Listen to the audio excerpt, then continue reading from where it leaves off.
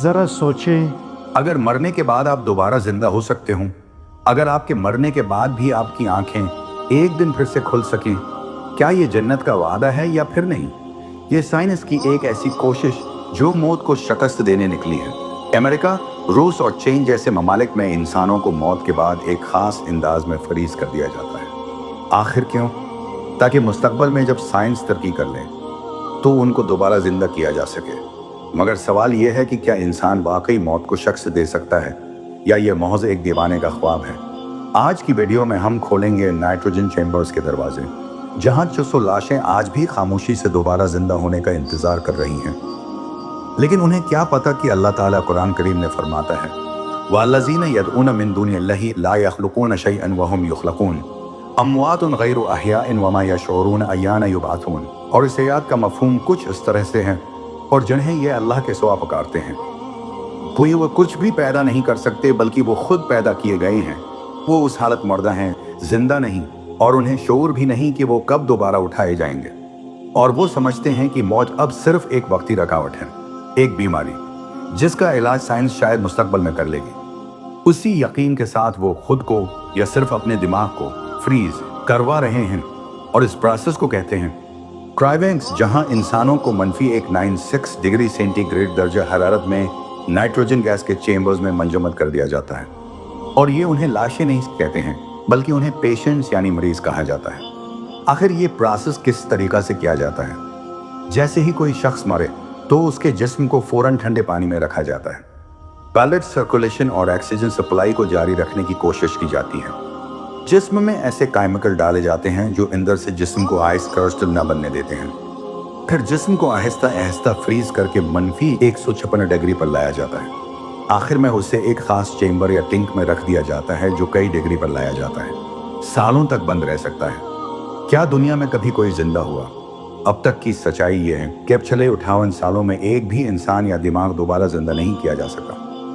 लेकिन फिर भी 600 से ज्यादा अफराद फ्रीज किए जा चुके हैं, और 7000 से ज्यादा लोग अपनी बारी के इंतजार में रजिस्टर्ड हैं। आखिर अब सवाल यही है कि अपनी पूरी बॉडी है फ्रीज करने को आपको तकरीबन 2 लाख अमेरिकी डॉलर यानी पाकिस्तानी करेंसी में 5 करोड़ से ज्यादा देने पड़ेंगे। और अगर सिर्फ दिमाग फ्रीज करवाना हो, 88,000 डॉलर यानी तकरीबन 2 करोड़ 24 लाख रुपए। और वो यही वजह है कि यह सहूलत सिर्फ इंतहाई अमीर तरीन अफराद को मैसर है। आखिर वो कौन लोग ही जो अपनी बॉडी प्रेस करवाना चाहते हैं, और शुरुआत कहाँ से हुई? मशहूर डॉक्टर जेम्स बेडफोर्ड 1973 में फ्रीज किए जाने वाले पहले शख्स है, और इस लिस्ट में दूसरा नाम है मशहूर मुसन्नफ रॉबर्ट, जिन्होंने इस ख्याल को आम किया, खुद और अपनी माँ और साथ ही अपनी दोनों बेबियां को भी फ्रीज करवा चुके हैं। और वो एक 14 साल बरतानवी लड़की जिसने अदालत से केस जीत कर अपनी लाश को फ्रीज करवाया। और सिर्फ इंसान ही नहीं, हजारों अमीर लोग अपने कुत्ते, बलियां और दूसरे पालतू जानवरों को भी मरने के बाद फ्रीज करवा रहे हैं, ताकि कल को वो भी दोबारा जिंदा किए जा सकें। दुनिया भर में मौजूद ये कंपनियां जैसे अमेरिका, रूस, जर्मनी, चीन, ऑस्ट्रेलिया में क्रायोनिक्स कंपनियां मौजूद हैं।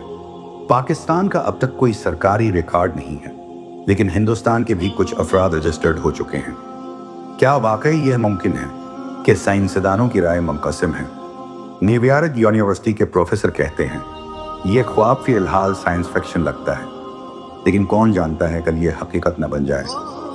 बिल्कुल वैसे ही जैसे टेस्ट ट्यूब बेबी, खला का सफर, मसनूई आज़ा पहले दीवानापन लगते थे, मगर आज आपके सामने एक हकीकत है। हमारे ईमान के मुताबिक मौत एक हकीकत है। जिंदगी और मौत सिर्फ अल्लाह के हाथ में है।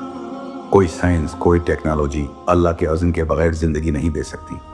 मगर सवाल यह है, जब कल इन फरीज शद्दा जिस्मों की आंख खुलेगी तो क्या वो खुद होंगे को साइंस की नई दुनिया में पाएंगे, या वो दिन होगा जिस दिन को अल्लाह रब्बुल इज़्ज़त ने मुकर्रर किया है, यानी क़यामत का दिन? शायद वो समझें कि वो लेबॉर्ट्री में हैं, लेकिन क्या मालूम कि वो मैज़ान अदल के सामने खड़े हों, जहां हर ख्वाब, हर नेत, हर गुनाह तोल कर देखी जाएगी। आखिर दुनिया मौत को माजी बनाने पर तुली हुई है, लेकिन याद रखें, जिंदगी वही है जो अमाल के साथ गुजरी हो। फरीज शद्दा जिस्म शायद दोबारा जिंदा हो जाएं, लेकिन रूह की जिंदगी सिर्फ ईमान, सच्चाई और नीयत से मुमकिन है। मगर अल्लाह रब्बुल इज़्ज़त से हमारी दुआ है कि हमें उन जैसे लोगों से अपनी हिफ्ज़ व अमान में महफूज रखे।